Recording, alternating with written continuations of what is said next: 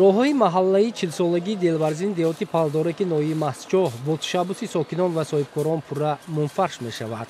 дар маҳаллаи 40-солагии Делварзин деҳоти Палдора корҳои мунфаршкунии роҳҳои дохилӣ бо ташаббус ва саҳми бевоситаи сокинон ва соҳибкорон бо сурат ҷараён дорад. ин иқдом ки аз ҳисси баланди ватандӯстӣ, меҳанпарастӣ ва масъулияти шаҳрвандии аҳолӣ манша мегирад, мавриди дастгирии васеъ қарор гирифтааст. намояндаи ҳукумати ҷумҳурии Тоҷикистон, сардори саридораи геологӣ назди ҳукумати кишвар ва раиси ноҳияи Мастчоҳ зимни иштирок дар маросими мунфаршкунии роҳҳо изҳор доштанд, ки чунин иқдомҳои мардумӣ намунаи барҷастаи ҳамбастагӣ ва ҳисси созандагии шаҳрвандон мебошад.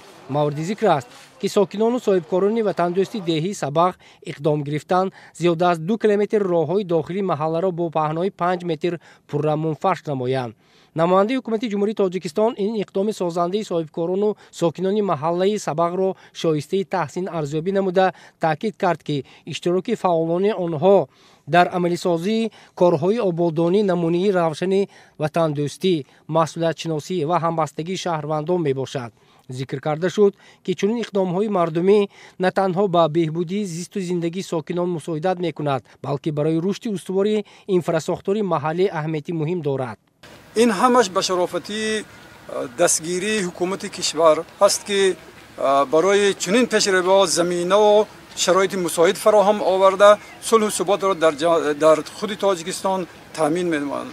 мо тамоми мардум аз ин чиз миннатдор ҳастем, ба қадри истиқлолат ва ба қадри ин чизҳо мерасем.